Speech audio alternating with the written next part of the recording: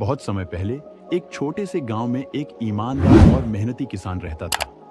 उसका नाम था रामू। वह गांव का सबसे गरीब किसान था, लेकिन उसकी ईमानदारी और मेहनत की पूरे गांव में चर्चा थी।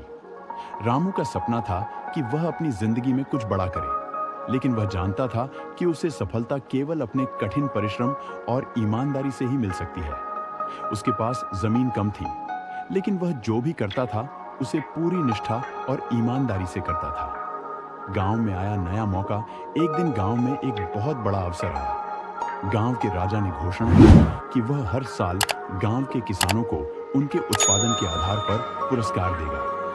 यह पुरस्कार सबसे अच्छा किसान चुनने के लिए था, जिसे बहुत बड़ी रकम के साथ साथ जमीन का एक हिस्सा भी मिलेगा। साथ ही पुरस्कार पाने वाले किसान का नाम गांव में सम्मानित किया जाएगा। यह सुनकर गांव के सभी किसान बहुत खुश हो गए। रामू ने भी यह सुना, लेकिन उसके मन में किसी तरह का लालच नहीं था।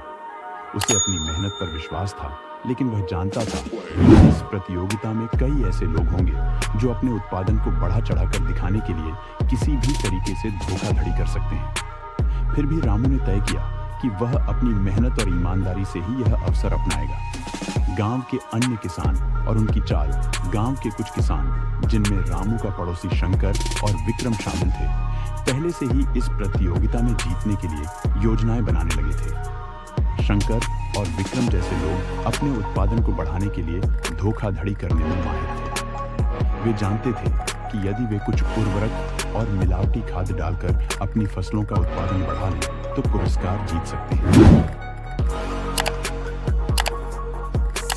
शंकर और विक्रम ने रामू से कहा, तुम क्यों अपनी मेहनत को बढ़ाने की बजाय सिर्फ छोटे छोटे रास्तों पर क्यों चल रहे हो? हम तुम्हारे जैसे ईमानदार लोगों को ही धोखा देते हैं। तुम्हें कुछ नए तरीके अपनाने चाहिए, जैसे मिलावटी उर्वरक और रासायनिक खाद का इस्तेमाल करना।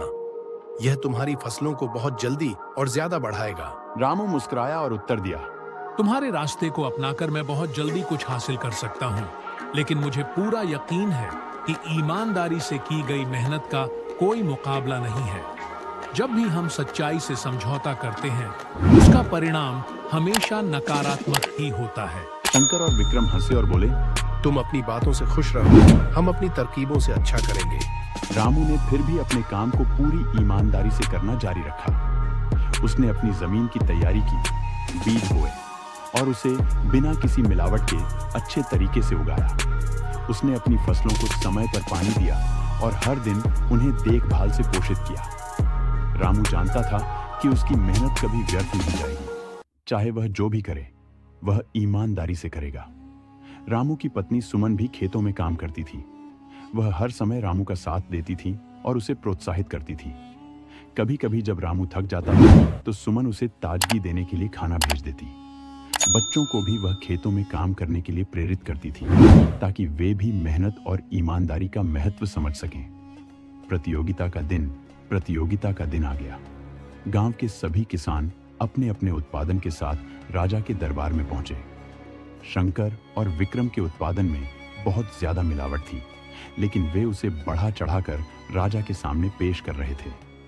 उनकी फसलें दिखने में शानदार थीं, लेकिन राजा को उनकी असलियत का अंदाजा था। रामू भी अपनी साधारण सी फसल लेकर राजा के पास पहुंचा। उसकी फसल बिल्कुल ताजगी से भरी हुई थी और उसमें किसी तरह की मिलावट या धोखाधड़ी नहीं थी।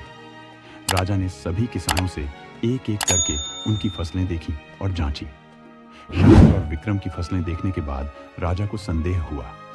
वह कुछ समय के लिए चुप रहा और फिर उसने रामू की फसल को देखा।